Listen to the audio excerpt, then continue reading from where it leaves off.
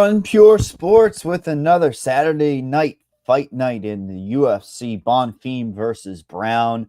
I am Mike Brown, aka H3 Buddha, here with JSU to break the fights down and go over an interesting card, I'd say. Lower level for damn sure, but man, is there going to be some sloppiness to be had, and sloppy means good. I mean, there's going to be some high scores on this card, but I'd be remiss if we didn't go over last week. Man, JSU, we had everything. Literally everything you could have asked for. Heavyweights, FBI investigations, eye poke gate, the scorecards with Norma Dumont. I mean, you literally had everything. And you know what? One of those things is a black eye for our sport. And I mean, I don't know about you, but our Discord was going crazy about that. And I don't know what you ended up doing with that information when it started to pile in. But I mean, I think I knew what was going to happen before the fight happened. Didn't you? I mean, the first round crashing like that is absurd. Usually you'll see the money line go, but the exact outcome, and by submission too. I mean, plus 950 goes down to like plus 300. Insane. Absolute insanity what we had to deal with.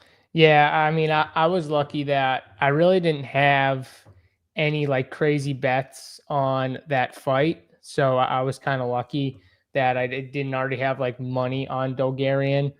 Because I did, and I talked about it on the show. I did talk about how like Delvayev was a pretty good fighter in his own right. So we did kind of discuss that on the show and why I probably wouldn't have that much money on it. But yeah, when I saw the line crash, I think you posted in the chat, you were like, let's bet the dog here. This is insane. The type of movement we're getting on this card. And yeah, something fell off. Who knows what it was, if it was him completely throwing the fight, him being injured and that news somehow getting out and then just spreading like wildfire. But there felt like it was something more than just an injury, right, Mike? It felt semi-obvious when, I mean, the broadcast was even talking about it. They're like, he's made like 10 mistakes already on the ground. And this is, someone in Bulgarian who is pretty fucking good on the ground, man. Like, he's not an idiot. We know he knows what he's doing. So for him to make that many mistakes, right when he didn't finish that takedown, I was like, wait a second. Like, wait a second. He had everything there and then let it go. He had that takedown perfectly, and then all of a sudden, Delvayev. Listen, I'm not saying he doesn't. Maybe he's just got amazing takedown defense, but allegedly, Bulgarian was in pretty good. Most fighters that have his type of takedown offense, they're getting that takedown there, at least that first one. But yeah, it just felt off, and he gets the submission, and then they come out with all this money in the first round. And, obviously there was a ton of bets being taken, and they knew there was something up. They talked to him pre-fight, and they asked him apparently like, hey, what's going on? And he's like, I don't know what you're talking about. I'm ready I'm going to kill this guy. And then he just comes out there and does that. So, I mean, I hope it was worth it, don't you? I mean, I don't think it will be. He's on probably just above the 12-12 contract. I mean, he's been working his way up. So, like, Mike, did you see that interview where he was talking about recently how fighters should get a piece of the betting on them? 3%. Like, he wanted like 3% of winning bet slips. I'm like, this is a guy who had an opportunity of a lifetime with the Nelk boys. Do you remember? I don't remember if it was Dano looking for a fight, but they were at the FAC, James Krause promotion, spoiler alert. And he just absolutely destroyed a guy like he always does, right? Isaac just destroys people. He destroys the guy. Nelk boys are like, we're going to sign him. We've got him. And somehow the contract didn't go through. I mean, they just didn't sign him. They ended up signing somebody else. But this is a guy that's been complaining about money for a long time. I feel like if you're going to do something like this, don't complain about the money. Just like keep it silent, put it off to the side. But I mean, when you have 3 massive bets, and this was at a hard casino too. I think it was Hard Rock, took like 3 bets of massive money in exact outcomes. That was the red flag that set it all off, because then betting lines started to get closed everywhere. But sportsbooks were refunding. When's the last time you've ever seen a sportsbook go, here you go, here's your money back? I've never seen it in the 20 years I've been doing this. Well, you know, I don't want to. I don't think I've ever seen it. Yeah, I don't think so. And then there were some stories out there, like some books were telling people like, hey, I'll let you get this action down, but like just so you know, if I give you this action, like we probably won't let you make a bet here again. You know what I mean? So you can have this, but we're either going to severely limit you after this or just kind of finish you out here, and that's some it. respect. And some people decided I'll take my bet back, you know, because they wanted to stay in standing with that book. So I think that book was in Vegas. I can't remember, but I heard that too. That's crazy. That's literally crazy. Going up, like, hey, I'll take this bet, but just so you know, if you take this bet that you put down, like you're out after that. So insane. Yeah. I mean, so we have that incident go down. Then, you know, it really sucked because I had a good night going. I'm sure you had some good stuff cooking up. And then he's the first underdog to win. And I'm like, are you fucking kidding me? Like, of course, the rigged fight, well, potentially, allegedly rigged fight was the one where the underdog wins. You called Waldo Cortez Acosta, but here's the situation. What do you think of that fight? That fight was crazy, man. That's another fight. Like, how many times do you see?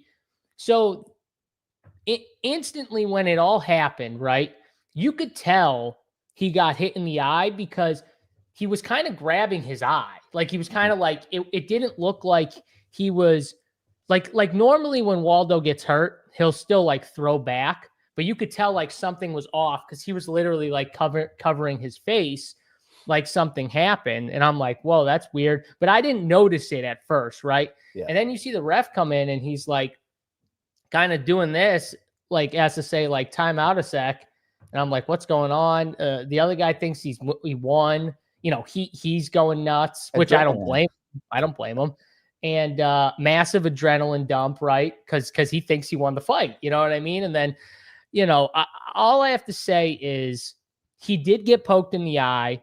And at the end of the day, we got to credit him for not quitting, because if he quit, we'd all be like, what the fuck? You know, even the people on the other side, not on the Waldo side, would have been pissed, because what would it have been, Mike? It would have been a no contest. So no one would have won, right? Like terrible. Literally no one would have won.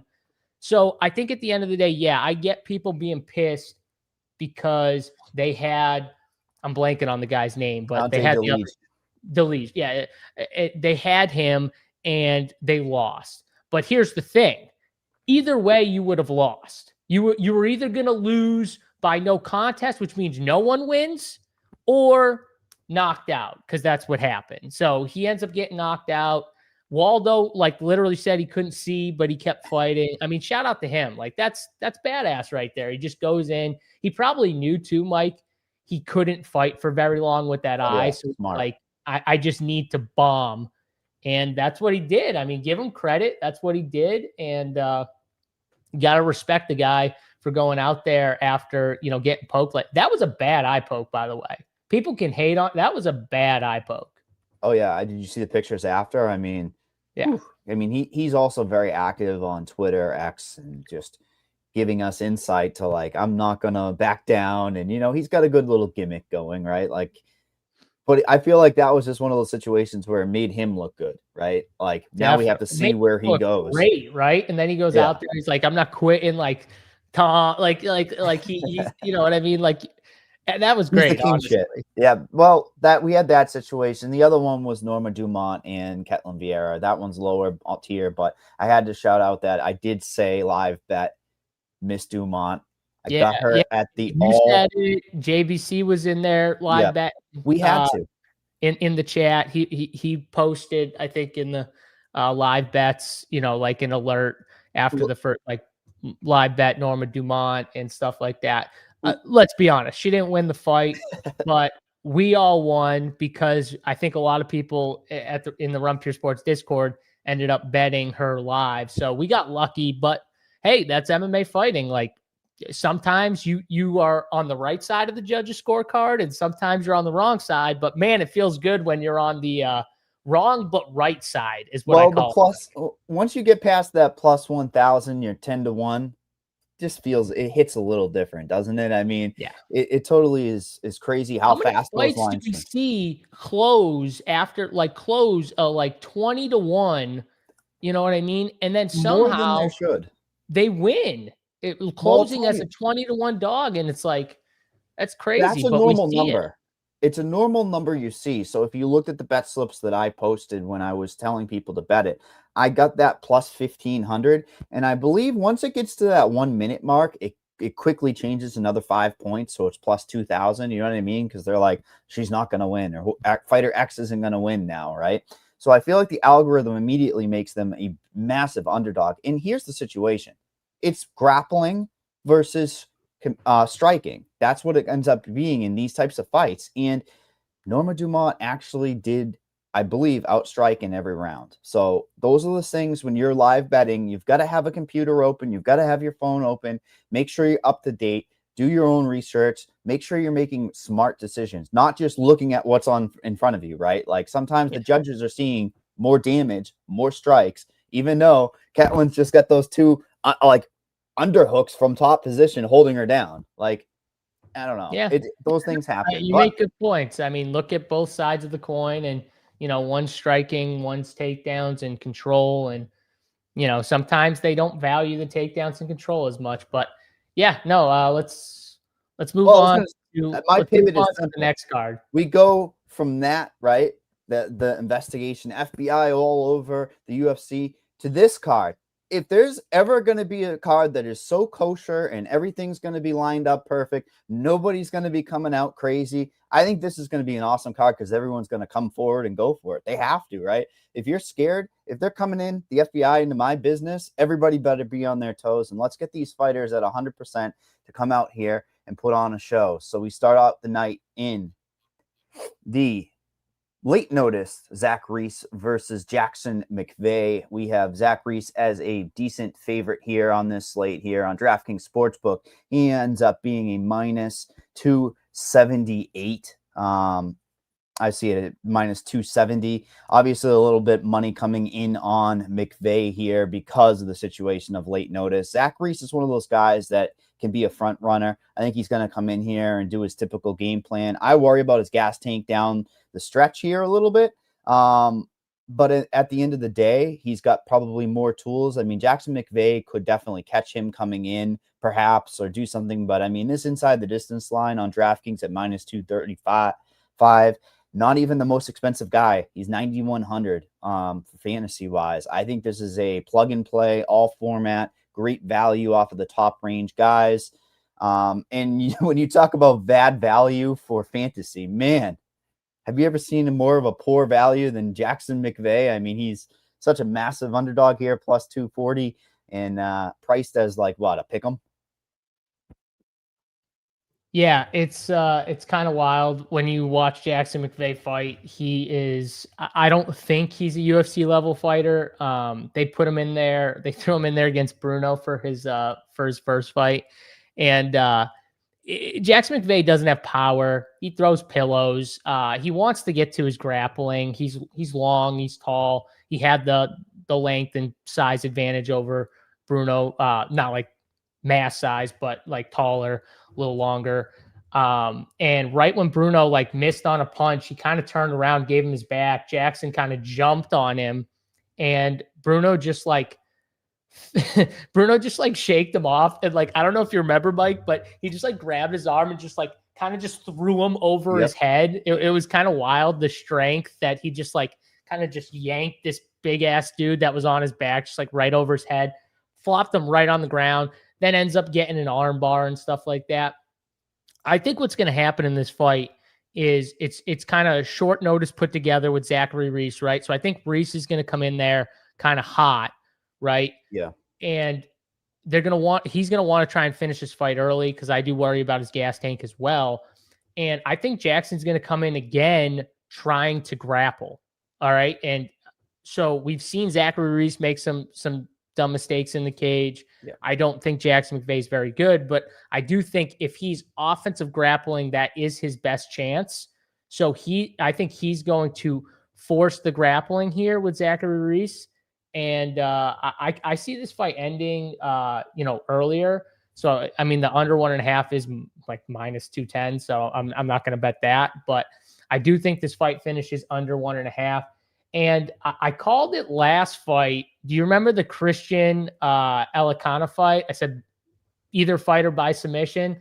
I Yeah, think that this was is I think this is another fight where we could see either fighter by submission here. I don't know the numbers exactly. I'm sure I it's got you. got to be plus money, but Easy click here on fight I think odds. that's the path. And we just saw Jackson McVeigh get armbarred by Bruno, and I wouldn't be shocked if he got armbarred here by Zachary Reese or something like that, because he is super long and stuff like that. But either that or Jackson McVeigh maybe gets the sub. But I like this fight to finish. And I think for DFS, you can play both sides of this coin, because I do see early finish. And, whoever that is going to probably score pretty decent at their price tag. I wish I could get to the pick 6 over 95.5 for Reese. I'm not entirely sure I can, just because of the gas tank question marks that you and I just kind of alluded to. Because if he does get past that 5 minutes, I don't know if he's getting over 85 points. I mean, he could grapple his way, he could clinch control, but it's not like he's got massive amount of volume either. So you're saying you like the under is what you're saying? Saying no, probably because he's a strong play, right? He's a very strong play, and we've seen the phantom scoring for a 50% owned on this slate is my algorithm for ownership for Mr. Reese. I mean, McVeigh is 3%, going to be the lowest person on the entire slate, clearly because of the reverse value. But yeah, your submission props plus 175. I was just clicking around here for you, and plus 700 for McVeigh. So, it's staying firm at 175. I think that's his path, honestly. I think that's his path. But my guy, the Bills. Where's Big T? I'll tell you where Big T is. He's in the college football chat right now, getting college football winners with the boys. Bruce, all those guys in there giving out college football winners. So that's where Big T is right now. If you want to go hang out with them, get in the Discord, go hang out in the college football chat. That's where the big man is. Let's be honest. He's got us on one of those 100 monitors he's got up right now, He's not, his computer is that it's that long ass, just one thing, but it's super long and goes around it's a curved one. Yeah. It's that curved one that goes all the way around. So it is big, obviously, but it's just one full thing, Yeah, definitely. Make sure you guys are smashing the like button, and thank you for everybody in chat. I saw everybody bright and early here. K-Fal, Daniels, Henry, Supreme. Thank you all for getting in here nice and early. We move on to the next fight of the night, where we see Miles Johns versus Daniel Marcos. We have Daniel Marcos coming in as a favorite in this spot, a minus 185, little money coming in on him. We have Miles Johns at a plus 154 on DraftKings. I'm going to let you break down the X's and O's. I can't get Daniel Marcos right to save my life. It's a guy that has been in more split decisions than I can even count on one hand. He finally got set back, right? I mean, it was I wouldn't call him a true prospect, but he was starting to get hot there for a bit. Yeah. Daniel Marcos is one of those guys for DFS. It's kind of tough for him when he starts getting into the favorite range, where it's 8,500. Just the way he fights, he showed some takedowns the last couple fights, but still not really getting there. When you look at the fantasy points, even in his wins, he's not really finishing people. Miles Johns, I respect his toughness. He's another guy that, for the most part, tough dude to get out of there. You know what I mean? The last time he was finished was, 2022 by submission in the third round. So it's not like he's a guy who you can just easily finish. He's been to decisions in his last 5 or 6 fights or 7 fights even. Look at the movement. Look on DraftKings Sportsbook, minus 315 over 2.5 down to a minus 400. This is like a women's fight, dude. This is 100% a women's fight. It kind of makes sense, because both these fighters are pretty good at, staying somewhat safe. Although Miles Johns in the last fight against Gene Matsumoto, where he lost, I thought he won, but he definitely showed a lot more, than normal when it comes to like just moving forward, throwing. He was a little bit of the slower fighter, but I thought he won that fight. I thought that was kind of bullshit. They gave it to Gene, but it was a close fight. And Miles John's just the dog. Like I think he's a good dog bet here, just because he is the plus 150 ish. Like if Daniel Marcos was plus 150 ish, I think he was a good bet. This line I think should be closer to a pick 'em. So I think you're getting some value on Miles Johns. But in terms of DFS, I think both these guys can wrestle. So like I think it's going to be tough for either one of them to like dominate in the wrestling, which means maybe we don't get as many takedowns here. But Miles Johns is 7,700, Marcos 8,500. So I would have a little more interest in Johns just because he is the dog, but it's not a fight that I want to be like crazy over on. I'm probably going to fade Marcos, play a little bit of Johns, and then I'll probably bet Johns just because he is the dog. I agree with this 100% because this is a weird context slate. I have back to some of the original ones when I was originally on the podcast. It's a couple big dog. I think we can go low down the board for fantasy. So it kind of unlocks some of those upper echelon guys. The middle range to me now is somewhat of an odder range. And I would agree with you. I just think Marcos has a limited ceiling, especially in this fight. I think Johns can stall it out. Look at the 75.5 fantasy points is really saying it all right there. And neither of these guys are pure finishers. That's the big thing for me. What I did uncover, though, DraftKings Sportsbook has the best inside the distance line for you if you really want Johns. I don't think I'm going to be going there, but hey, I like if you get the best number on the market, that's a nice thing. So this is a good thing by Daniels. He says Johns doesn't traditionally score well either. Throw Marcos in the mid-range bucket, but Johns I'm not too sure about as far as scoring potential in DFS. Honestly, I'm not too sure about either of these guys. One of the reasons why, listen, John scored 65 last fight. That was in a loss. So give him an extra 30 points.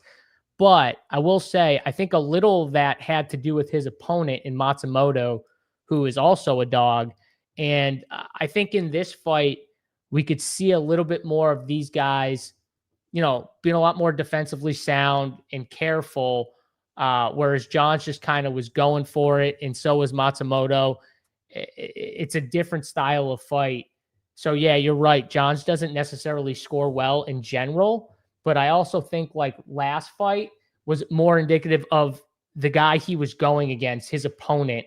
And I think he's going to get a guy that is more like him, where we probably don't see a good DFS score from the winner. So that's why I would be dog or pass if I'm playing this fight. But honestly, it's probably a fight, Mike, you could just totally fade. I agree with general. That. Yeah, there's stronger around it for sure. And then when you compound what I just said earlier about the builds being stronger when you're going down the board, we'll talk about a near 40% owned dog here later.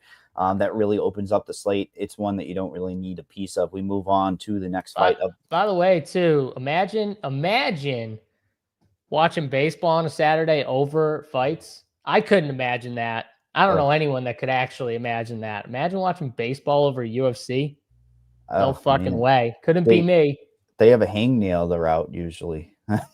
Like, let's be honest, these guys are going in there with injuries just to get covered by health insurance. But we move on to the next fight of the night, where we see Tisha Pennington versus Denise Gomes. We have Denise Gomes coming in on DraftKings Sportsbook as the favorite at minus 180. We have Miss Tisha Torres / Pennington coming back at a plus 150. This is not ugly women's MMA. I think it's ugly if you're looking at the Denise Gomes side of things, perhaps, but Tisha Torres is just a known commodity at this stage, right? I mean, she goes in there, she bites down on the mouthpiece, she'll throw a good amount of volume, but, I think the big fantasy-wise type of situation is this locked icon here, the takedowns. Everything in this fight comes down to Denise Gomes pushing takedowns or not. If she's able to get those takedowns, I do think that it's going to be a very interesting fight for fantasy purposes. Tisha just does not score very well. There's no control time for her. I think there's an A side here, especially for fantasy. It's going to be Gomes or not for me. And she has scored pretty damn well. I expect her to get those takedowns going. I don't know if she's going to be like one and done, right? It might just be one takedown in a round, and that might be it. When you look at the totals, it's not a lot to be had. I mean, I talked about Johns and Marcos essentially being a woman's fight. I mean, of course, the totals in this fight is going to be just the same, right? Like minus 400 is the exact same type of mold of a fight. I just think that Gomes, out of all those fighters that we talked about, has more of a ceiling and more of a playability in your lineups because you can easily get to her. Yeah, I disagree a little bit on just the takedown side of your breakdown here. Mm-hmm. I think Denise Gomes also has a path on the feet because of the way Tisha fights. Tisha likes to crash the pocket with little soft 1-2, 1-2s and just run at you. Mm-hmm. And Denise Gomes does have power on top of it. So I do think, though, that's how Denise could level change into a takedown. She does like to run into the pocket, Tisha, when she throws. She's a terrible DFS scorer. There's very little to no grappling at all. It's all mainly strikes, and that just normally scores bad in fantasy. So yeah, I mean, I think Tisha is someone you could bet because I could see the fight. I mean, I think this fight is going to be a split decision. I think this is going to be a very close fight. Denise, like you said, how do they score takedowns if she does get takedowns? Or does Tisha have more volume, but does Denise have the bigger moments because she does have more power, right? I think that's how this fight goes. But if you're looking for upside in DFS, I think it's clearly on the Gomes side, not on the Tisha side. Gomes has power. And I do think that she has an opportunity when Tisha does rush into the pocket to catch Tisha with that big shot. So if I'm playing this in DFS, I'm, favorite or nothing here. I'm not dog or pass. I'm favorite or nothing. And I do think Denise is a decent play for DFS. Obviously, if she doesn't get the finish, though, you're probably gonna be annoyed. You played her at 8,900, but boom or bust. Let's just call it what it is, right? Upside to finish. Yeah, I mean, absolutely fantastic upside in her wins when she's going for it. I mean, she's got the 130 plus, which is wild to say, but she does have that ceiling. So I do like that. When you look at the pick six side of market, just because of how Pennington stalls things out, I'd love to go over on the 82.5, but I just don't think we can here because I just think Pennington her takedown defense through years has been very good. I just think those last couple fights aren't aging well with the takedown. She is getting taken down. I think it was Luana Santos took her down, who's not the Pinheiro. Thank you. Yep. Tiny. I mean, let's not even count Carla Esparza, even though it was her retirement fight, right? But I mean, Tabitha doesn't have great takedowns. She's great submission girl, but she doesn't have huge takedown rates. So, I think that their takedown does at least happen once or twice. It's just how much can she get out of it, right? Like, can she actually compound the scoring with some go for the kill on the mat? I don't see a finish either, like you said, but I don't know. I think if there's a finish, it's on the Gomes side. So yeah, it's funny. I would rather the 2.5 on the control time, if anything, but I think we're forcing it. There's plenty of fights on this slate. I think we can kind of pick and choose and circle back if we have to. Let's move on to the next fight of the night, where we see the debut of the new Josh Hokett versus Max Jimenez. We have Mr. Hokett as a minus 410 favorite on DraftKings Sportsbook. Comeback on Jimenez, a plus 320. When we talk about unknowns, I talk about it all the time. How do you break down a fight? If you have a commodity, you're able to watch footage, see some fighters develop skills through their fights. We don't know shit about Max Jimenez. I mean, let's be honest. This is a guy, I have to bring up his Tapology just to go through this with you, because it is like a 6-1 record. All right, Brazilian Jiu-Jitsu ace, right? He's been finished by knockout once, but wait until you see these records. 7-8. He comes into the UFC, no contender series, nothing. 7-8, 9-9, 6-14. He's going to a decision with a 6-14. Sometimes you like to go, oh, maybe he's got upside. Yeah, this guy has upside when it hits the mat. And what does Josh Hokett do? He tries to get it to the mat. but I think there'll be enough damage. He'll get the hands going, that he's just a killer. He wants to go out there and kill people right away. Josh Hokett. I think there's a world where this Jimenez looks like an unknown commodity and should stay an unknown commodity. Would you agree? Because I think Hokett's going to be friendly for scoring purposes. And I mean, it's very easy to get to him. Like I was talking about, we have some keys to unlock the slate and get high up to the salary guys. 9,400, most expensive fighter on the slate, 45% owned. Certainly looks like a smash spot to me. They're like, let's sign this guy for $12K to get Josh Hokett a beautiful win, 110 points. Yeah, so it does seem like this fight was set up for Hokett here to kind of roll. If you watched his Contender Series fight, he's a wrestler. He likes the ground and pound when he gets to the mat. He's not as much a submission guy, which kind of plays into this because he's not going to be looking for setting up submissions as much as he's going to be looking to, drop bombs and elbows and, on this guy. And that's what he does. He's a wrestler. He's going to friggin' just, pretty much ride you to the ground and just stay on top and try and be heavy. He's a lot quicker though, because he's a little smaller than a lot of these big guys he's going against, Mike. So he does have that like speed advantage when he shoots in, and he does have nice takedowns.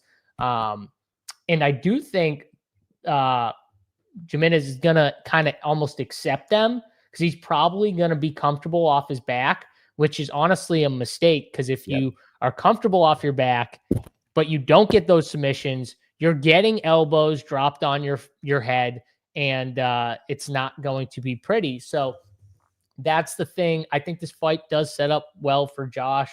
Now, does Max have a puncher's chance on the ground? Sure, he does. He does. But I think someone with Josh is wrestling high level. I think he's going to be able to kind of stay safe. And as long as he stays safe from that submission, I think he's just going to be able to get the takedowns. I think Max is going to accept the takedowns, honestly, and get it to his grappling where he thinks he has the best chance. And I mean, definitely Josh thinks he's got the best chance there as well. I will say too, Max's one loss was to a guy who is 1-3 in his MMA career. So, Max has 6 wins, 1 loss, but his 1 loss is to a guy that has only beaten him, and it was by finish. So look at this guy, 3-4. That's the guy who beat him. Yeah. But it is, here's the situation too. The UFC likes to challenge people stylistically a little. And I actually have to think that this is a good challenge if it does hit the map, because if Hokett's going in, but it's also giving him exactly what he wants, though. Oh, they're giving him a guy that wants to be on the ground. Mm-hmm. It's like that wants to be there with them. That's almost going to accept it a little bit. This feels like a very set up fight. Like if you can't win this fight, buddy, then you're just not that good, right? Like if you can't get this shit done. So I mean, look at this, 103.5. Pick 6 score.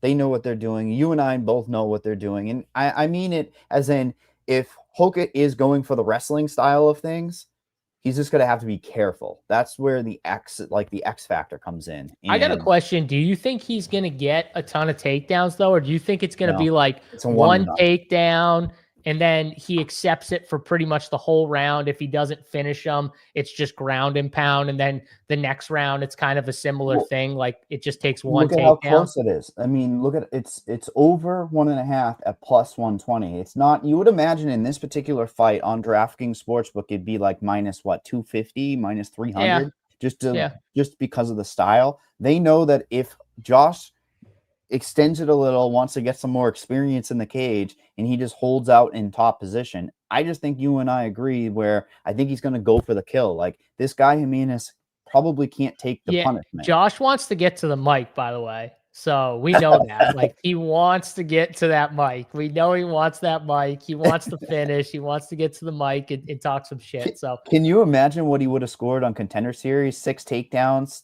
4 minutes of control time. I mean, it was he just absolutely nutted. So yeah, he's got massive upside here to get things. I'm not playing Max. If I play anyone, it's going to be Josh, but I get being a little fearful with a guy first fight in the UFC who is, relatively unknown, but so is Max.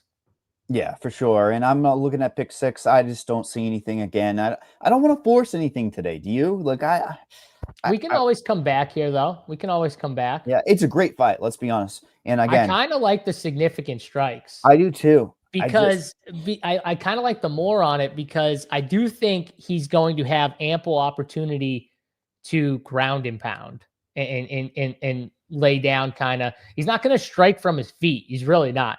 I here's heard what him they say do. one time, like, I don't even need to do that because I'm just going to get to my wrestling. Like he knows it. Like he's just better at wrestling than the majority of these big guys coming in. So yeah. Yep.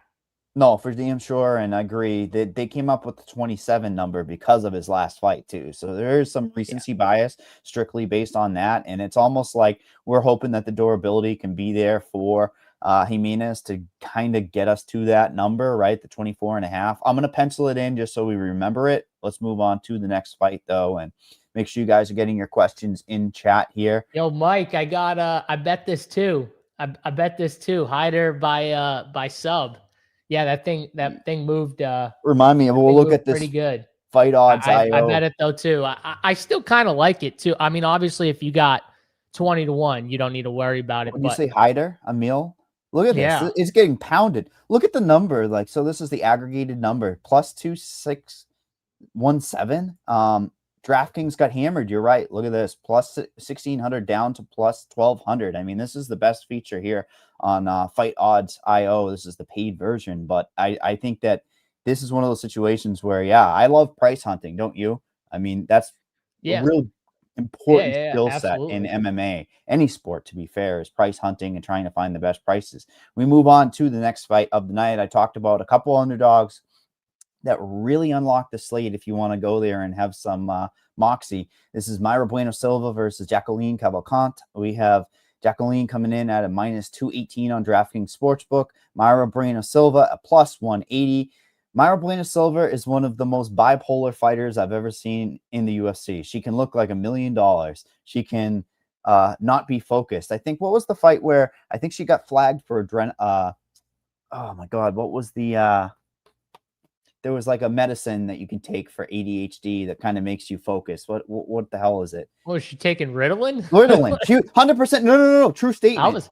I took Ritalin as a kid, so yeah? I know. So twofold. One, you have real life experience with this then. So she's now off the Ritalin. Can she like focus on a game plan? Get in there. Was it what you sure it was Ritalin and not Adderall? I don't jump into it too big. I think it was Ritalin. I mean, we can probably look on Tapology. You'll probably have what it was because she did flag for it. There's a massive difference when you're on whatever to when you're not on it. I'll just say that. So. Yeah. And well, I really do seriously think that it comes into play for her fighting style because look at this lady here that can either go in there, implement her own game plan. She's got a hell of a lot of experience. Not the best scorer in the world, let's be honest. But like when she can implement some grappling, some volume striking, she can do what she needs to do. It was Adderall. There we go. So chin check with the Adderall call there. All of this leading me towards, I think this is a sneaky scoring fight. My problem is I'm not high as a prospect on Jacqueline Cavalcante. I don't know about yourself. She's a generalist. She has not the best volume in the world. I think skill for skill, if this thing is kickboxing, it's Cavalcante all day long. Maybe boxing range, we get some action for Bueno Silva here. The totals on this fight, not as crazy as you would imagine. The under is getting hit a little bit, minus, what is it? 375 to go over 2.5 rounds. I think when I always talk about this, what's one of my credos? Do you remember, JSU? Give it to me. Inside the distance as an underdog, more favored than the favorite. It's just one of those paths where what you're doing is you're killing off that favoritism. You're killing off the ownership. We have a plus 475 on DraftKings for Bueno Silva versus the plus 600 for Cavalcante. I'm not calling the finish, right? Those are still huge, massive numbers. But what it's giving you context clues as what happens when this hit the mat, right? Like that's what the sports book is saying. Does it just go as simple as she grabs a limb and takes her limb with her? Is there a path where she just gets top position, meaning Bueno Silva, and she finishes this thing? I struggled at Cavalcante for fantasy purposes. I don't know what Bueno Silva's condition is coming into this either. I think that's another X factor, which means I think there's more scoring ability. She can get tired, That's Bueno the thing. Silva. So What does that? that What is does part of tired it. mean? It I means will money. say though, let's be very fair here. Bueno Silva is fighting, the top tier of chicks, right? And Cavalcante has fought who? Nora Cornole, Julia Vila. Well, what are we talking about here, right? Like, it's a completely different. She's winning, but she's not like finishing these. She's not like she is like dominating from the standpoint that she's the clear winner.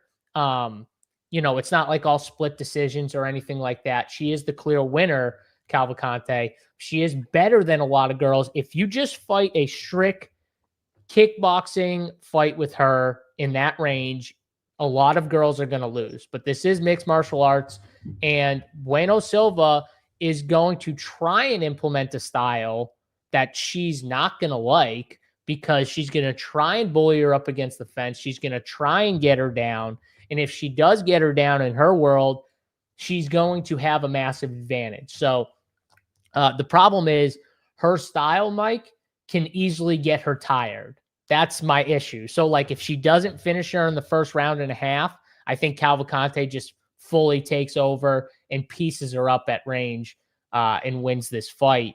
But that doesn't really score well for DFS unless we get like a total gassed out Bueno Silva and she just somehow finds a finish from her being gassed out. But like 9,200 for Cavalcante, I'm going to fade and see if she can beat a girl that at least has fought.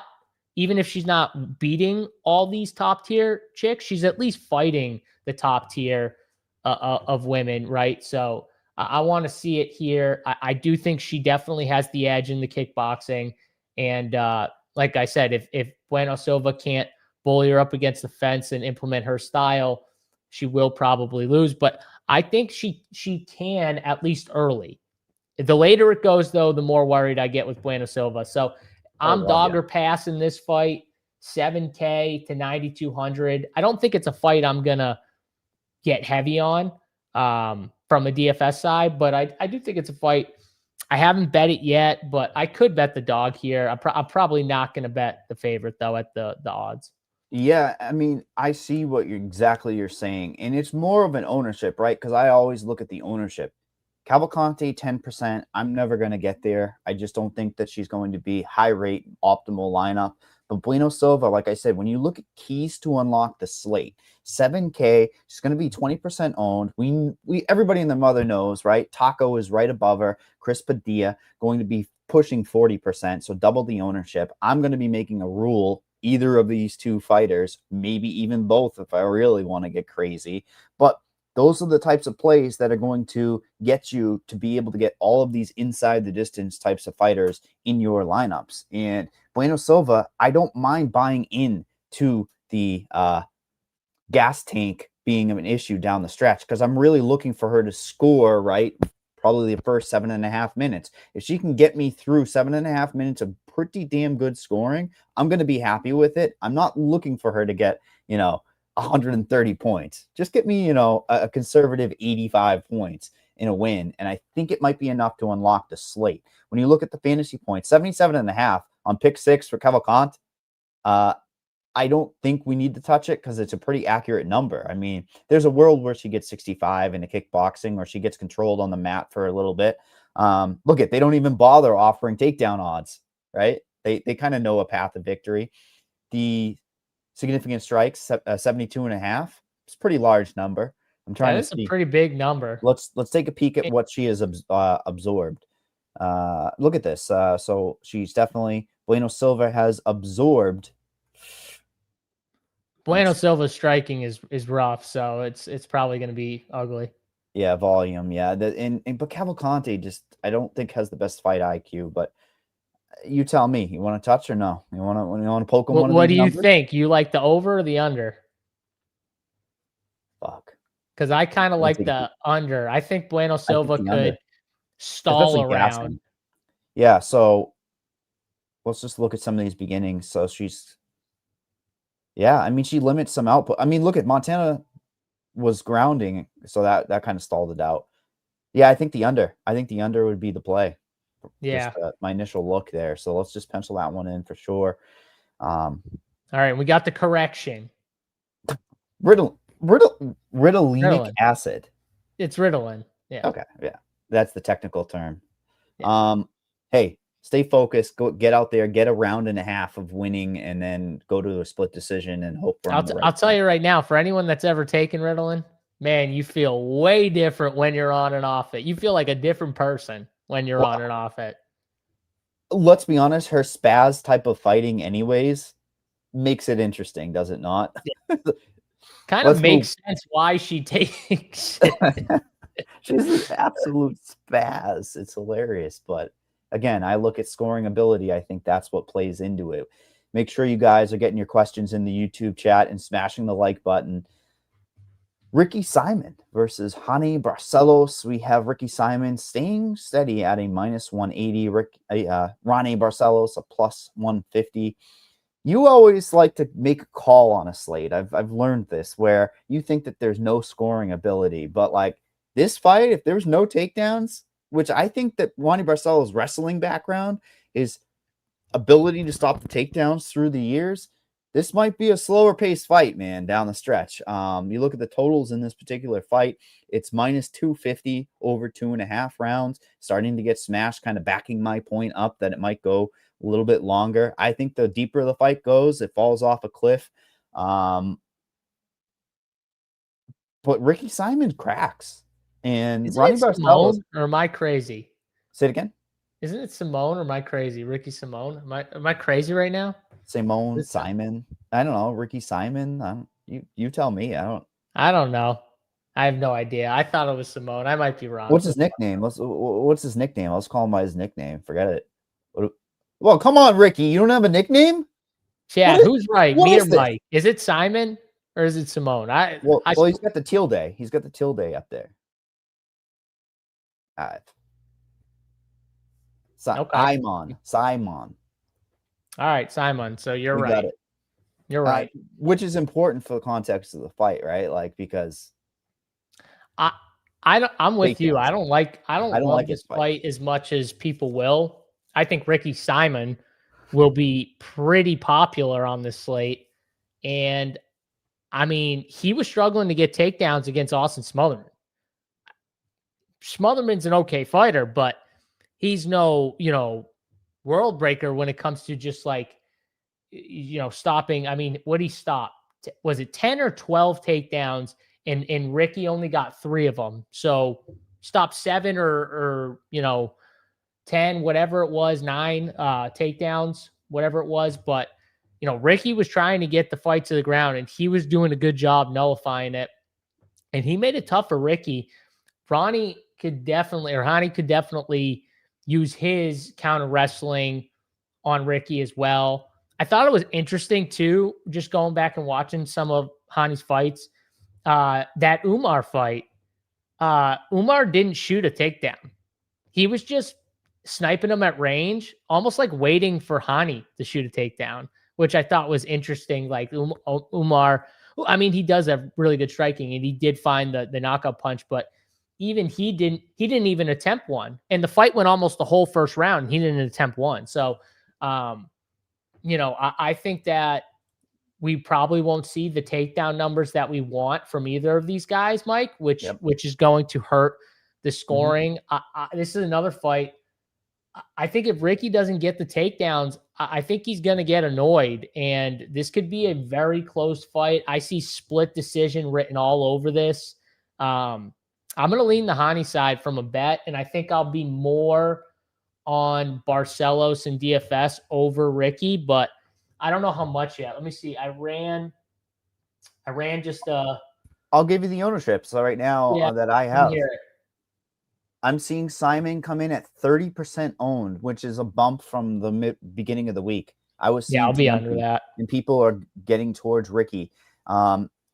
His upside is knockdowns. I'll give people that. They think that there's a built-in takedown, but you're talking about a Brazilian wrestling champion that has a pretty damn good takedown defense. Let me bring it up. I mean, I have to.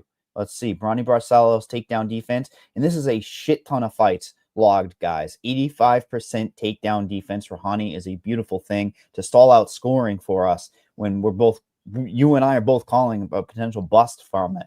I mean, he's fought a who's who as well. I mean, mostly lower tier, but he's like a prospect type guy. If you can't get past him, look at the Peyton Talbot one. I mean, he implemented his own takedowns, and that was like turning back the clock, Ronnie. That was like coming up through the ranks, Ronnie Barcelos.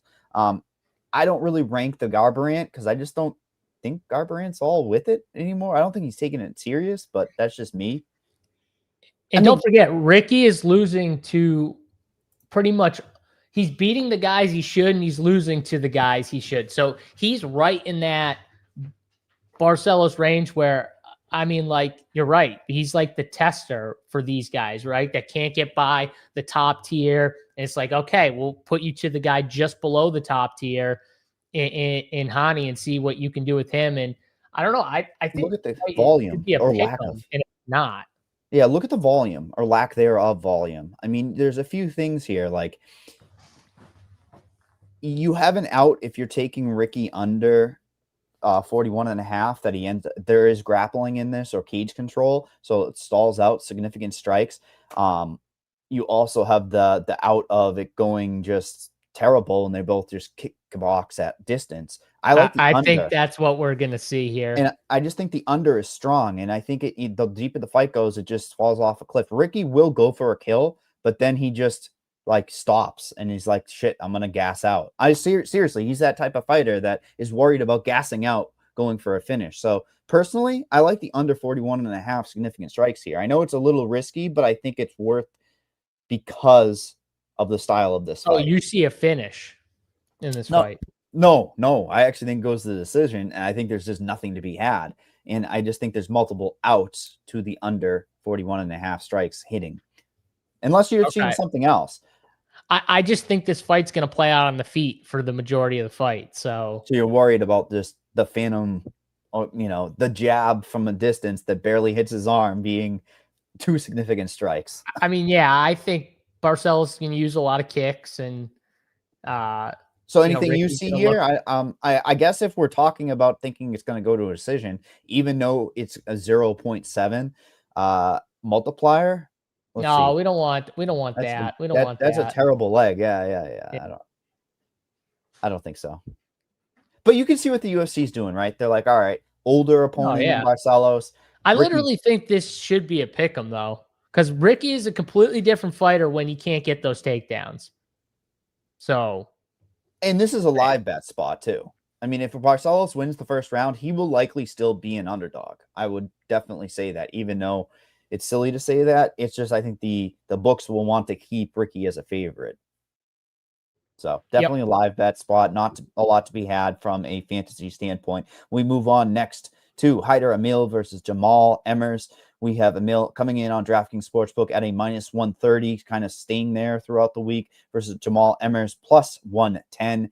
You and others in chat were breaking down a potential prop in this fight. Is that right? A potential little sneaky sprinkle?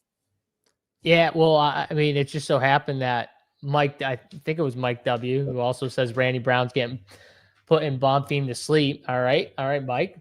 I like the bold but he posted my long shot bet. He said was he got Haider at 20-1, and I bet that as well. And I just thought it was kind of wide. He did in that last fight, if you remember, he did kind of go for a takedown early in the fight. It wouldn't shock me too if he came in with, kind of a little more of a wrestling or grappling game plan here. So I just think it was a good long shot bet. But I mean, I like the under in this fight. I think this fight goes under. I think these guys are gonna kind of move forward, and especially Haider, he's gonna move forward. I mean, we saw how good Delgado is. He obviously has power. He got caught with a friggin' knee to the chin. Most people are going to sleep with that knee. So Hyder's a tough dude. He's going to move forward. Jamal's tough too. I think we see this, kind of play out where either it's just a slugfest on the feet, or I think one of these guys though could, and I think it's more Hyder that could maybe just from getting chin that last time, kind of, Correct. level change out of nowhere, surprise Emmers, and maybe get this thing to the ground where it has a chance to maybe find a finish on the ground. But I do like this fight for DFS. This is the first fight we've talked about where, a second fight, I guess we've talked about where I definitely want both sides, but I think it's the first fight where it's like, I think I'm going to want this fight on majority of my teams. So I'm more on the Hyder side of this fight, but I will have some Emmers too to counter it. It's one of those fights where I think the winner is optimal at these price tags. I mean, 8K and 8,200. Mike, tell me there's a better mid-range fight than this. I love that you and I think alike, but it also makes for a shitty show when it's like, come on, man, I can't fight you at all. Yeah, I was setting you up to tell me there's a better fight than this. I want to fight you so bad, but I can't because here's the situation. We could fight. We can make this happen. We can get in a boxing ring and duke it out.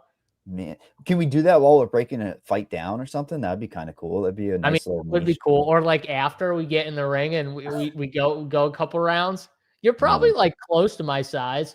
How big are you? I'm a nice 5'6.5". Half is a real ideal height for a man. Okay, big T. Yeah. I hope he's listening because he's gonna be talking. But it's the ideal height. I can go high if I need to. Fuck Big T and his tall ass. JSU is definitely the favorite here. I like that Supreme. He is a -1,000. I've never done anything physical in my life, so give me some training. That's not true. You told me you work out. You go to a gym. I go to a gym. Yeah. That's why are we talking about this when we should be talking about Jamal Emmers? I don't know. It just got in my head. Okay, all right. I mean, listen, we like big numbers. That plus 2,000 that you got on that submission is a very interesting prop.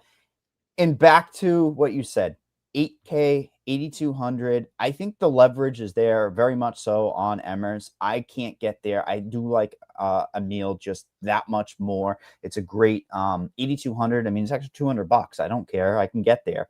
And 40% versus like a 25% for Emmers. So, there's some ownership that's very obvious on this slate. And I talked about my personal builds with either Taco Padilla or Bueno Silva. I'm still getting to one of these guys, right? Like JSU, this is such a great fight that 8K or 8,200 allows you to get even multiple of these 9K fights. So I think it's going to be important for the context of the slate. I personally love the over 80.5. If we're both high on Emil, I don't know why we don't take that to the bank, especially his inside the distance prop on this slate is plus 130 on DraftKings Sportsbook. When you're looking at value, a plus 130 is going to correlate very well with an over 80.5 points. Would you agree?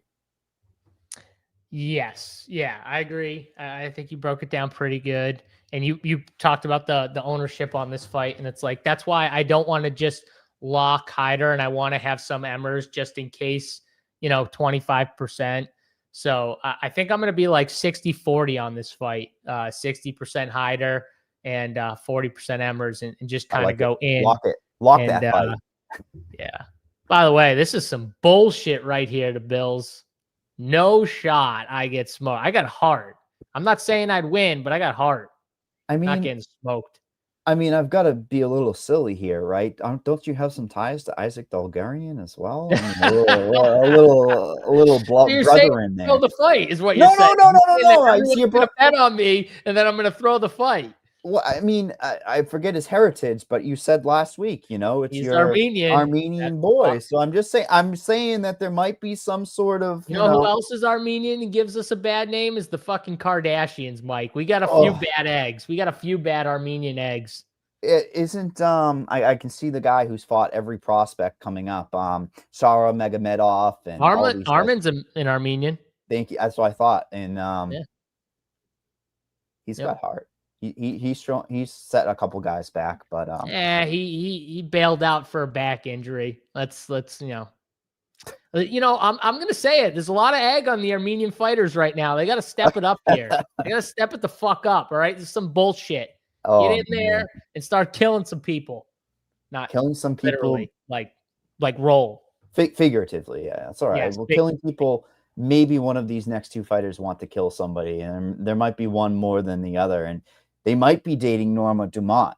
It's Marco Tulio good for versus him. Christian Leroy Duncan. Marco Tulio on DraftKings Sportsbook coming in at a minus 166 versus Christian Leroy's plus 140. I think this is a very interesting fight for context of slate, because when there is a finish, it's going to score damn well. And especially if the underdog wins. Let's be honest. If Christian Leroy Duncan is winning this fight, I think it's going to be because of that pace that Silva is bringing towards him. Interesting, because ownership-wise, I'm seeing Tulio coming in just under 30%. We have a lot of these favorites that are expected to win inside the distance. You have Oros Medics right there. That's kind of both of these guys. If either of these guys hits 110 plus points, you're going to need one of them. Tulio has the volume.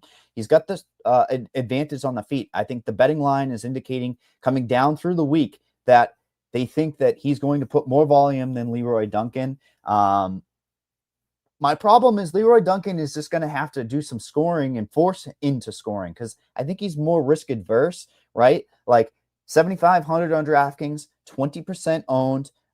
He's got tools to be a very interesting cog to the slate if he wins, but Norma Dumont, the power couple. Is this the new power couple? I mean, Marco Tulio, his volume's insane. I just don't know Not what the he's new going to look power like. couple after that last fight by Dumb Truck. I mean Norma, Wait, but shout out to Tulio for hitting that. Good for yeah. him, man. Oh, yeah. That's a win in itself right there. You already have one win under your belt going into the fight. Before you even go fight, you already got one win. So that's a win in the bag for His ground game Tulio. should be superior. Let's just put it that way. Definitely. But will it hit the mat? Because these two do come out and bang. My problem is, if Christian Leroy Duncan tries to turn this into a kickboxing match, it kind of falls off a cliff when it comes to scoring. I don't see it that way. I think Tulio pushes the pace that forces Leroy Duncan into some scoring. Perhaps even sneaky takedowns. I mean, I don't think he has to. But if somebody goes for a takedown in this fight, it would probably be Leroy Duncan. Probably. That's what I thought. That's what I thought too. I could see him. He does some weird shit sometimes in the game where you're just like, what are we thinking right now? So I wouldn't be shocked with his game plan. What is this betting on? How are you and I thinking the same thing? And the betting odds offshore are saying plus 275 for most takedowns for Leroy Duncan. That's a wild number. Yeah, but he's got to actually go for it, and I think they probably see it as a majority, kickboxing fight here. But I do agree with you that I think Tulio is going to go in there, and I think he's going to try and force the action, make Christian Leroy Duncan uncomfortable, get out of that kickboxing rage, get in his face, to maybe where he does try and shoot or do something a little silly, and because he's uncomfortable, and that's where maybe he gets caught. So I agree with you. I think this is a sneaky good fight for DFS. I don't know what the ownership's coming in at, but I got you. It's just under 30% of my for Julio, but Duncan being low. It is, because here's the thing. You've got the Hokets, you've got the Moraleses, you've got the builds that I was referring to, right? So the build being one of the piece in the middle, you kind of miss this and all the way down towards that 7K range. You miss this range. You miss the Denisi, you miss the Oros, you miss the Tulio. Maybe you get a piece of the main event, but like those are builds that kind of make you fade these fights, and it's concerning because, like I was saying, I don't know if you heard when you walked away for a sec, that Oros Medic or Tulio are the keys. If they're hitting 110, either of these two guys hitting 110 points, there's your key cog to the slate, right? Like they're going to be so important and very much optimal. Yeah, this feels to me. What'd you say the total ownership on this fight was again? Total ownership 52%. And you said Tulio's coming in at 30 or Duncan? That Tulio being 30, Duncan 20. Duncan 20. I could see. I think this fight is going to end up being kind of like the Waldo fight, where like you're going to want one of these guys here as well. I think you could see the finish I picked Tulio. I haven't made a bet on this fight yet, but I don't know what to win by KO is, but I think someone finishes the other here, and I think it's Tulio gets in Chris Duncan's face and makes it uncomfortable and finds a finish. But for DFS, I will have a little bit of Duncan just because he is 7,500, but I'll probably have more of Tulio in this spot. I agree, and it's just because of builds. For me personally, it's less about the actual play and more about the build, because I think if you're leaving money on the table, like I was talking about with the way down below a piece of the middle, if you're getting off of that 9K range and leaving some money on the table, getting a Medic or a Tulio is a very strong type of play because they're going to be lower owned off of those 9K type fighters. We move on to the next fight of the night. Oh, sorry, pick six. No, yes, no, probably not. That's why I quickly went over it. I mean, you can't touch significant because it could be a fucking war. The 89.5 is a trap. You and I both want to go over. I know you and I both want to. I'm going to click it because we're both thinking it and didn't want to say it. There's no control time. It would be Duncan for me, if anything, and I'm not getting plus money. I want plus money on that, wouldn't you? So yeah. Yeah. I would go the over right now, but let's see what we get. Yeah, and also, what's the inside the distance line for Tulio? What's it, like minus 200? I'm sorry, plus 200 or something like that? Yeah, plus 185 on DraftKings Sportsbook. The other thing I was uncovering was the total started to get steamed through the week here. Take a peek. Plus under 2.5 rounds. Went from plus 105 down to minus 115. It's not huge, but it's still some good movement towards the under and a finish in this fight. So something to keep an eye on, that maybe it is just an absolute war, which means more fantasy to be had. We move on to the value play of the week. Everyone's favorite, Chris Padilla Taco versus Ismail Bonfim. Ismail Bonfim missing by 5 pounds. Also, random thought, why didn't they make this the co-main event and then have like I woke up and had this thought. No, they should have done a Super Mario-esque fight poster with the Bonfim brothers. They could have had both brothers on that would have been cool. All right. Mario, Luigi. Yeah, fuck yeah.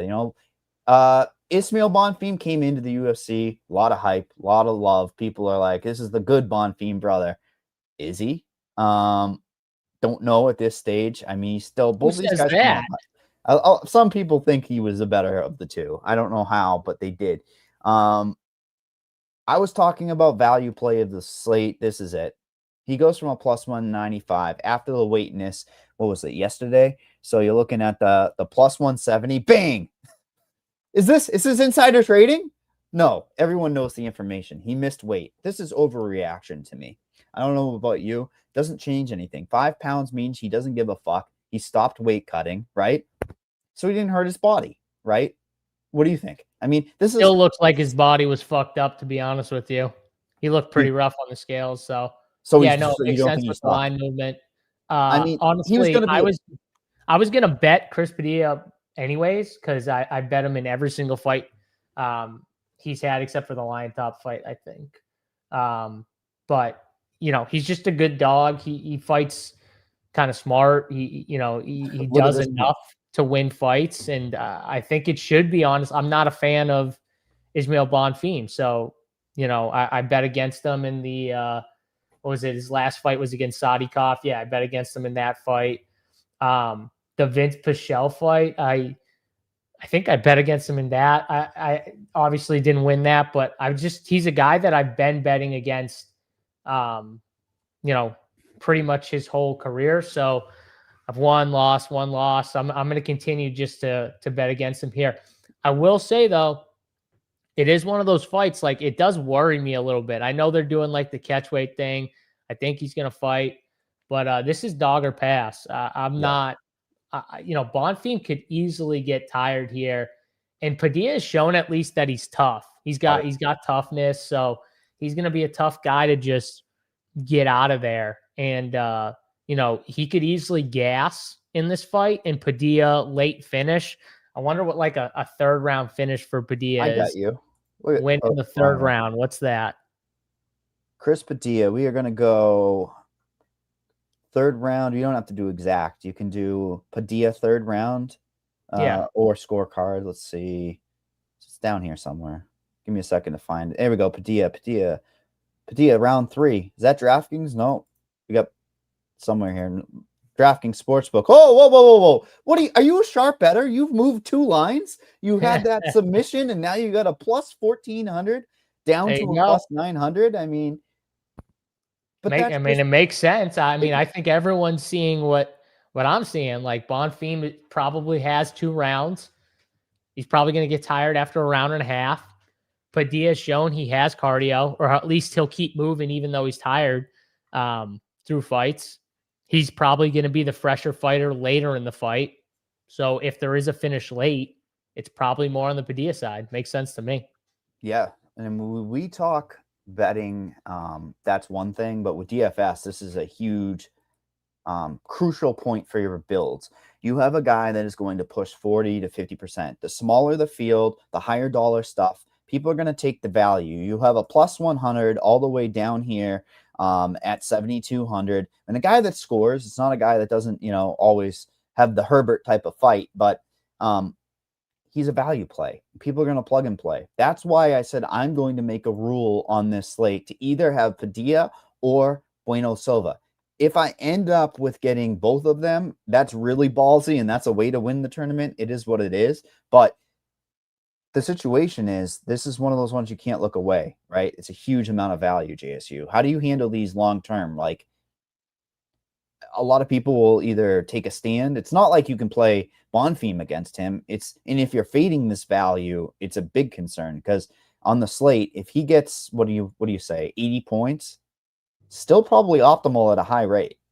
Yeah. Honestly, you're kind of hoping he gets the Jai Herbert score of 62. And I don't know if Jai Herbert, he's one of those fighters, like, kind of makes sense because Chris Padilla was waiting a lot in that fight. He was kind of waiting to react to what Jai was going to put out there. And Jai is not one of those guys that always throws a ton of volume. So if you're constantly waiting, like, it kind of makes sense because he was trying to counter off that a little bit. So I don't think that's going to necessarily be the case, though, with BONFIM. I think BONFIM's going to come out there kind of knowing, like, oh, wait a minute. Hey, man, I got a round and a half. I got a round and a half, buddy. So put it all out there, which is good for Padilla, because I think this is why, though, I think the finish in this fight is very live one way or another, because I think you're going to have BONFIM moving forward. I think Padilla is going to be able to, get reads, set up stuff, and counter off of that. And you're going to see an exciting early fight.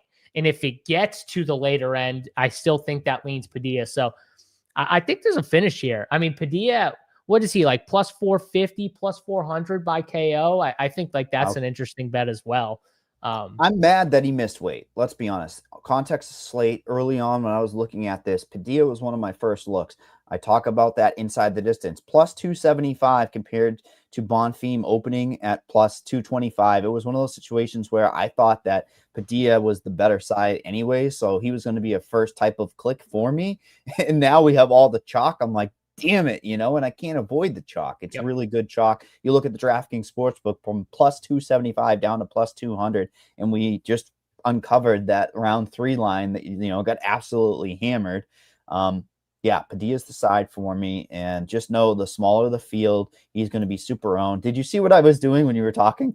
My initial click was, oh, Padilla over, and then you started talking. I'm like, nope, that's the play. I mean, it's a bad value on DraftKings. The problem is that fantasy point, realistically, for his original price, would have been like, what, 85 insane points? Yeah, it'd be in the 80s, 90.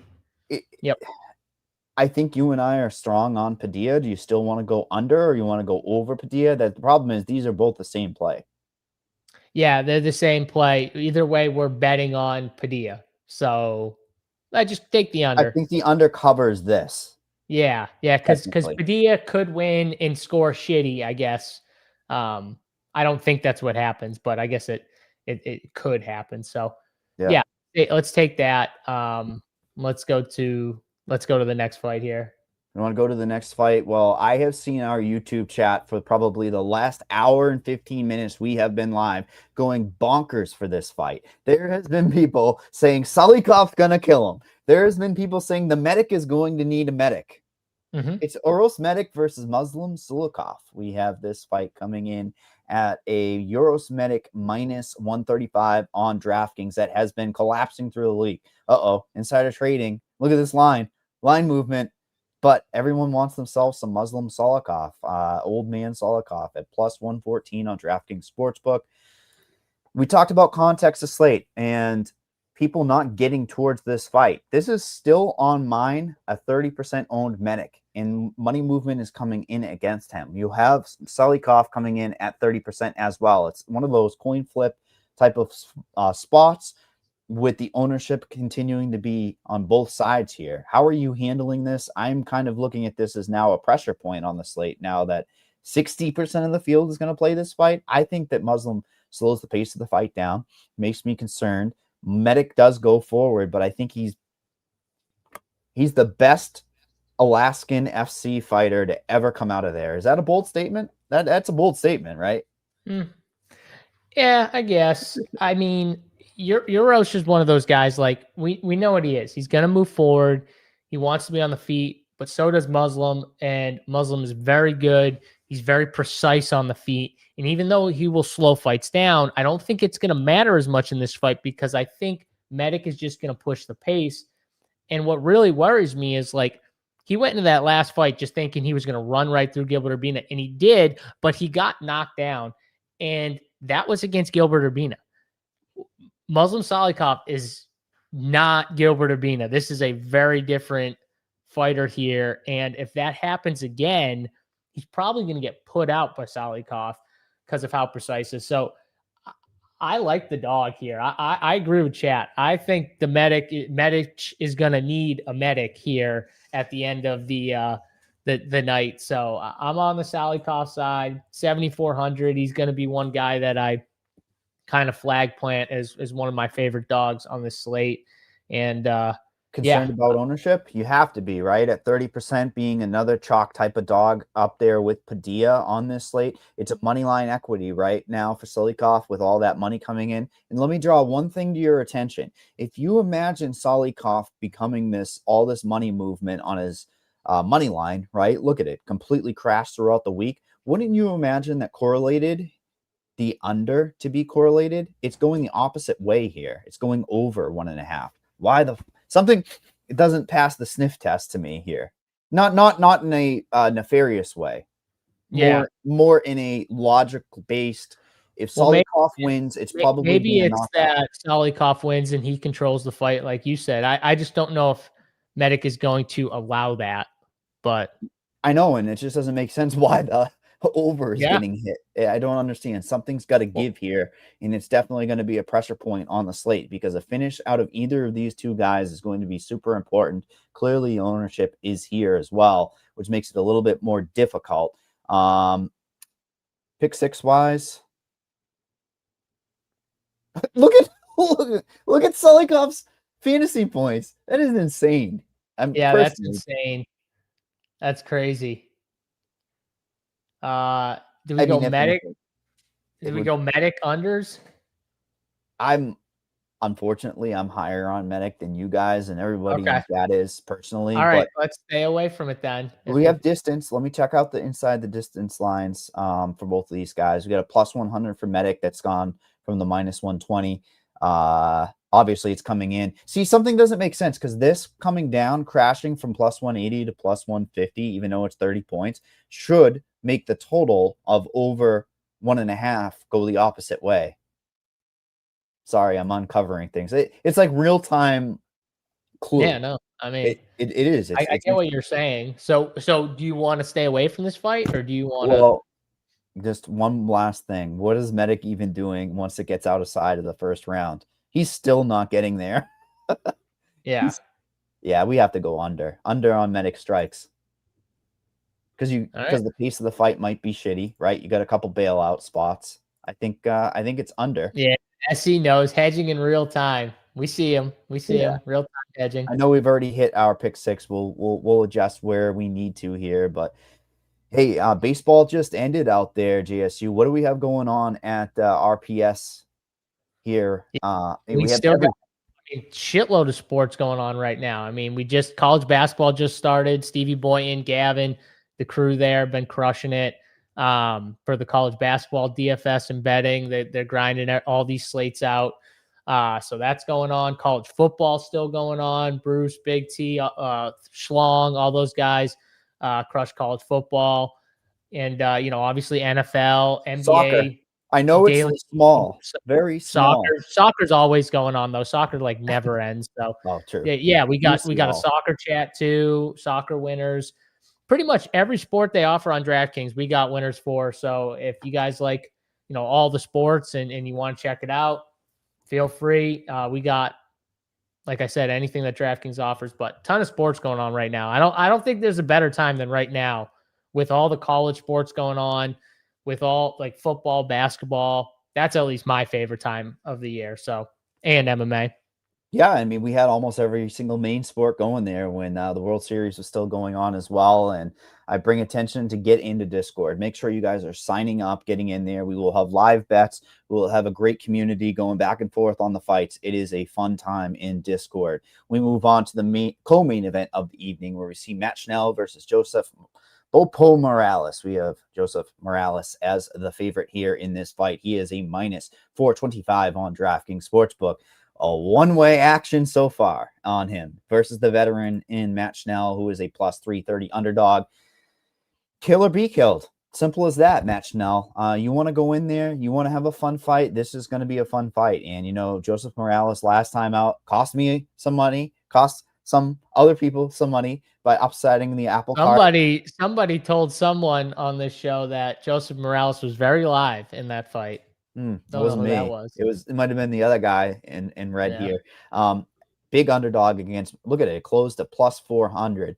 That's the cool thing about this fight odds, by the way. You can be able to pull it up in real time about where he has been. Isn't it crazy though? Joseph Morales goes from like a massive underdog against, pretty much to win a UFC contract against a guy that, hasn't really fought like crazy competition either.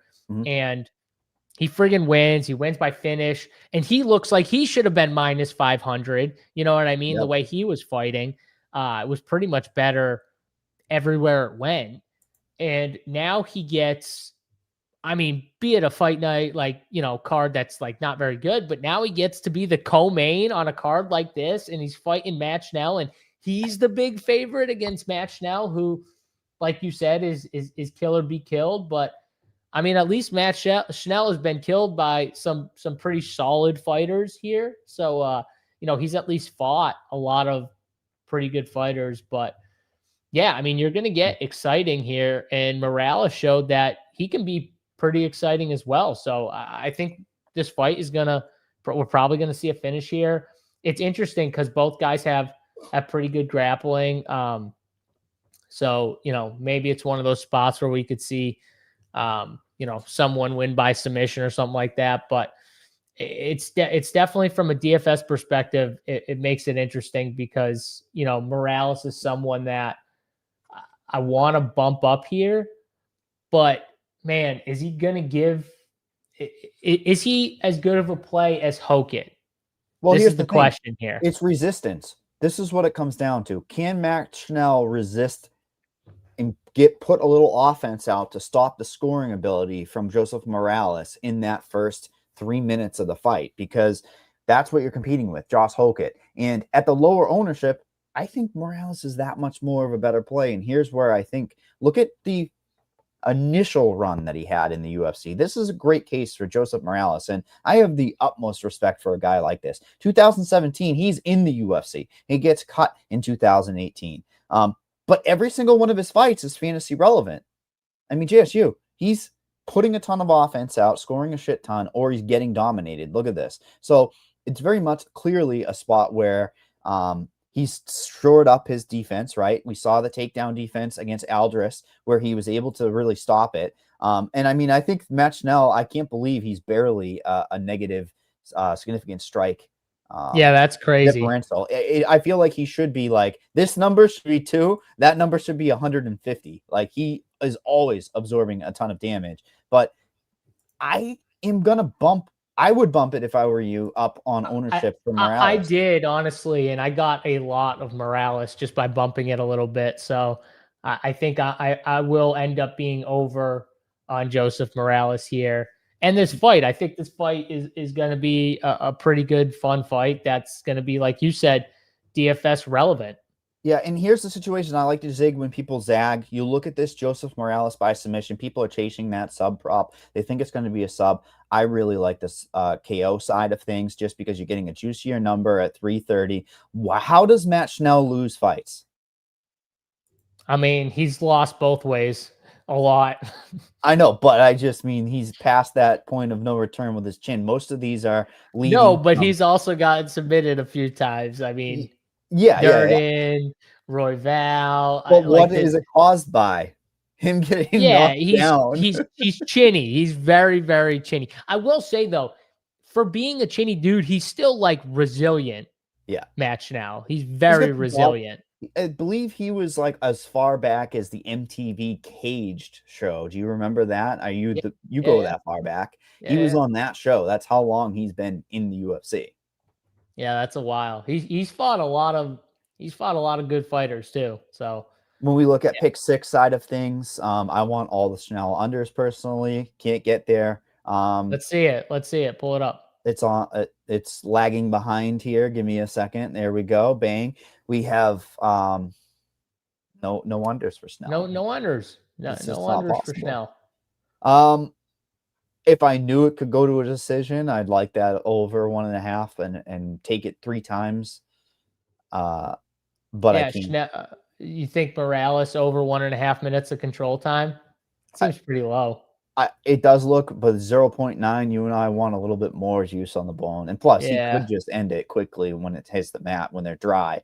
Over 99.5, I think might not be a horrible play. It's going to lag behind because I'm a little slow here. I just hit the DFS side of things.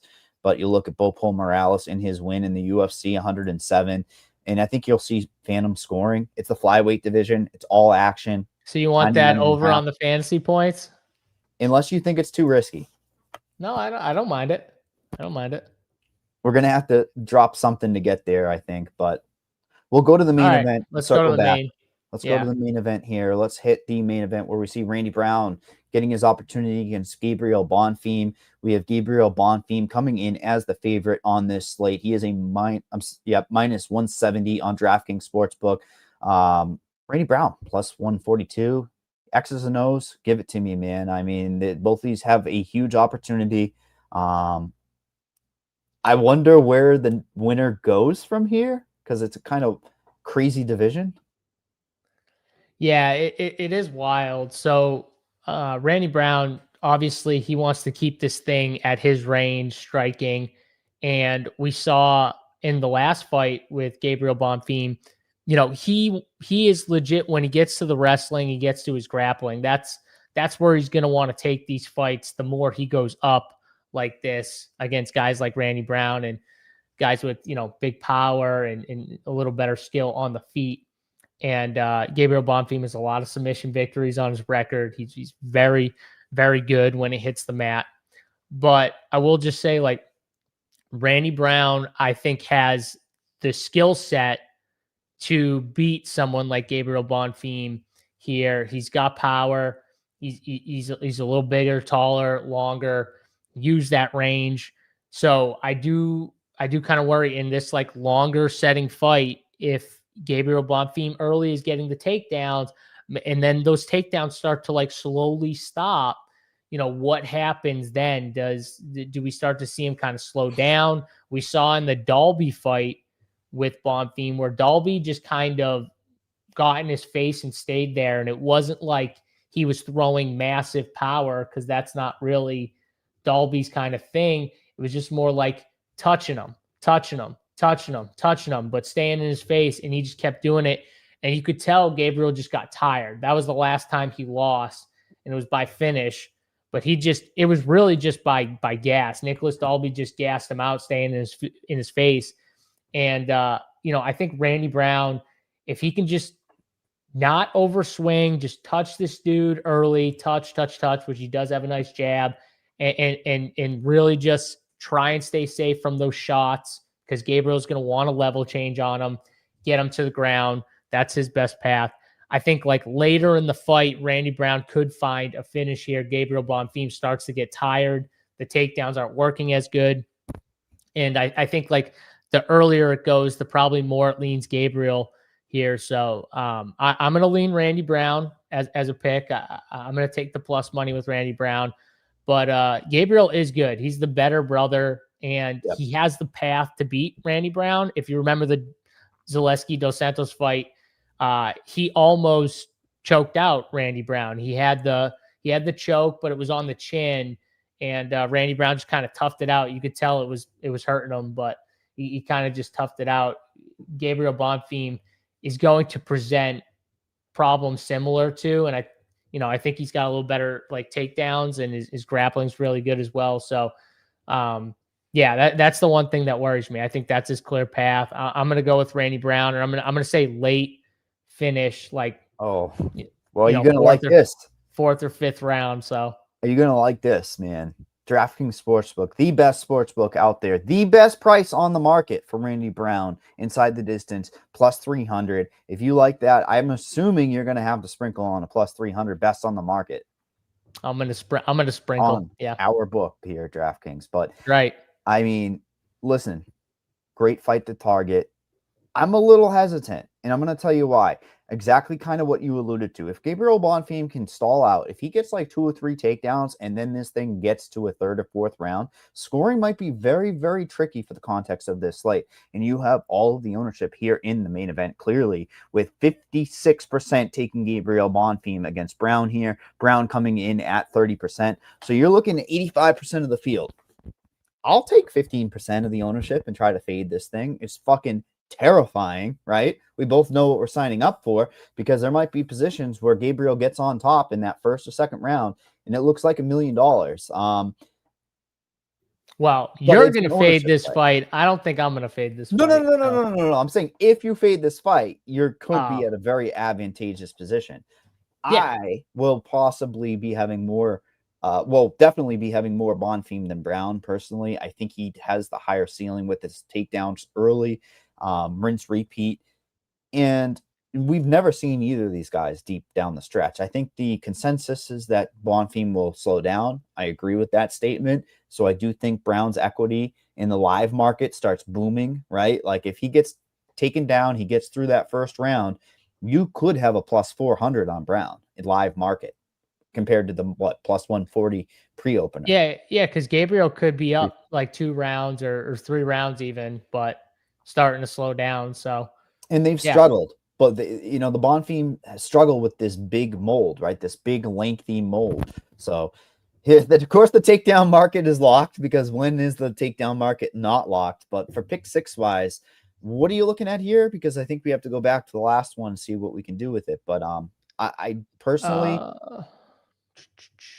Assuming you didn't like Bonfim, you're fading the 1st round finish. That would be your play there, 90. So maybe significant strikes, perhaps. Yeah, we could go Bonfim under. We could go control time for Bonfim, because I do see a world where Bonfim gets a takedown early. Maybe he has like a full round of control time. Let's take a peek at our pick 6. Josh Hokett over 24.5. I'm in on that. I think the under on Cavalcante is good, because we want her to get stalled out by a round, or at least even competitive kickboxing might make it a little bit lower. Hyder Emil, you and I are just like push the chips in. That should be like 90 and a half, 92 and a half even. Yeah. Tulio, fantasy points were the A side of this fight, right? The other Bonfim brother, I think we're just fading all together, which is kind of funny. All the Bonfims. The Bonfim parlay was going to be a smash. The books were going to put that up as a boosted parlay for sure. What was the Medic one we had? Was that the under or the over? I'll take a peek. Under, here. Right? I'm pretty sure it was under. So it'd be that one, right? It'd be between this one and that one. Yeah. We took the under 29 and a half. Do you want to keep that under going, or do you want to take this fight? No. I'm fine with because if it's competitive, I think that number gets a little bit higher, right? So I'm saying though, you would rather keep this fight or the BONFIM fight? You mean the main event? Yeah. Yeah. Let's get a piece of the main event, right? People want the main event piece. All right. And what were you thinking? Either the BONFIM control time or BONFIM unders. Control time, because it's a direct path, and even if he gets multiple takedowns, he's going to be glued against him, right? Yeah. Let's also take a peek at his 3 rounds. So in the 3 rounds, Thompson, he probably had a zillion, right? He had 5 minutes, almost 5:30. Chaos is kind of the same build, right? Lanky, a little bit under, but that's only what, a round and a half. Yeah. So yeah, let's sneak that in there for the pick 6. Or should we go under? I mean, there's a world where no. Why are we hemming and hawing on the last leg and just take the fucking under on Oros where we were? Yeah, let's just Make take this the easy. Earls one. Because I think we like it more. The thing is, he got fucking bum rushed on the first time and got knocked down that last Yeah, fight, let's just keep it. Let's keep All right. that. So. All right, we're back at it. Josh Hokett, over 24.5 significant strikes. Get that top position, get distance, get that strike going early, get us over that 24.5. Under 72.5 significant strikes for Cavalcante, over 80.5 fantasy points for Hyder. We both love him. I'm plugging him in, baby. Let's get Tulio over 89.5 fantasy points. Under for the Ismail BONFIM. Oros Medic, under 29.5 significant strikes.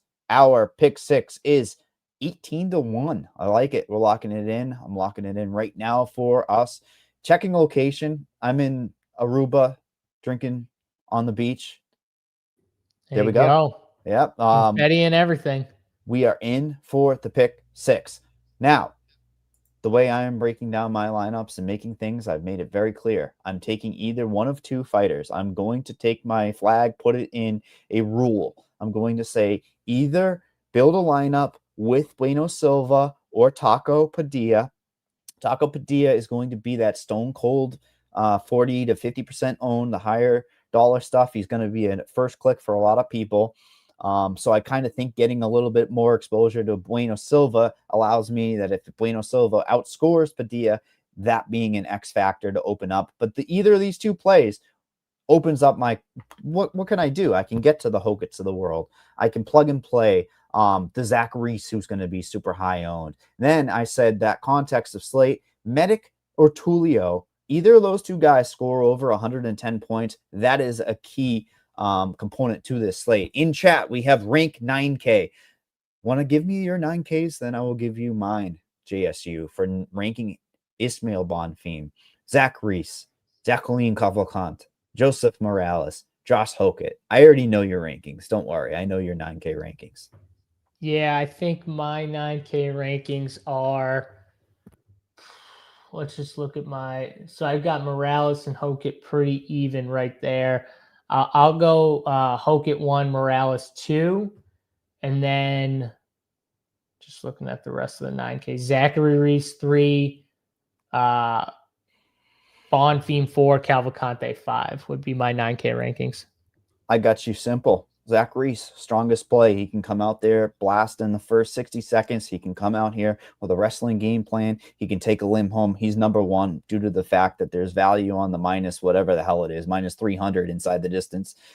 Whatever. It's super large. So Reese, Morales is the play for me because of ownership. He's a little bit lower than Hokett. He's in an all-action flyweight fight where I know Hokett has that wrestling at heavyweight. It's just there's more opportunity for stalling in a heavyweight fight. Morales is a little slightly behind. I mean, they're all strong plays. Reese, Morales, Hokett are the stone cold plays on the slate. And then I do not like Cavalcante, and I certainly don't like BONFIM. They're just that tier below together as just not really somebody I want to get to. I will have to hit on this.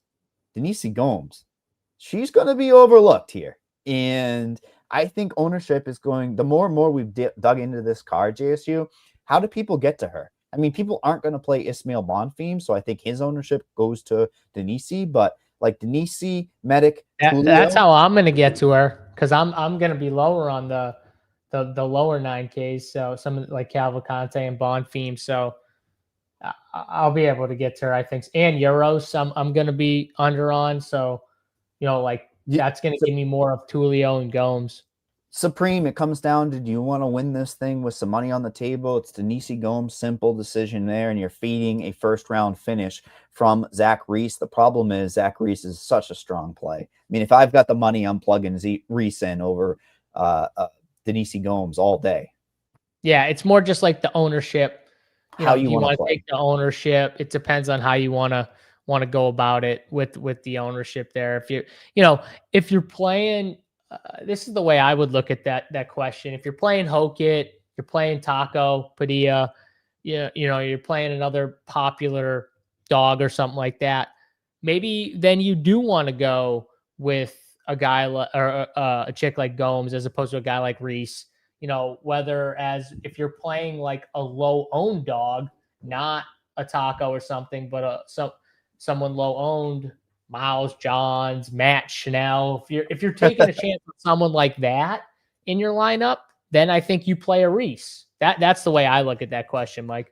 Yeah, no, 100%. It's all about builds, right? I try to give plus EV builds, and I think there are some obvious ones. When you start building with Brown on this slate, or you start doing those types of things, it starts getting obvious. Because obviously you're going to click a meal, right? You're going to start with this middle range, and then you're going to start with Tulio, Medic. That's how I build. I try to put it in a plus EV and see what we can do from here. But listen, next week we have the card of the year. You always do this. You gotta give your best bet, Mike. You always do. You always skip the best bet segment. You got to give your best bet every week. Bet on the slate. I'm sorry. I'm going Muslim Salikov money line. First round KO. Get him done.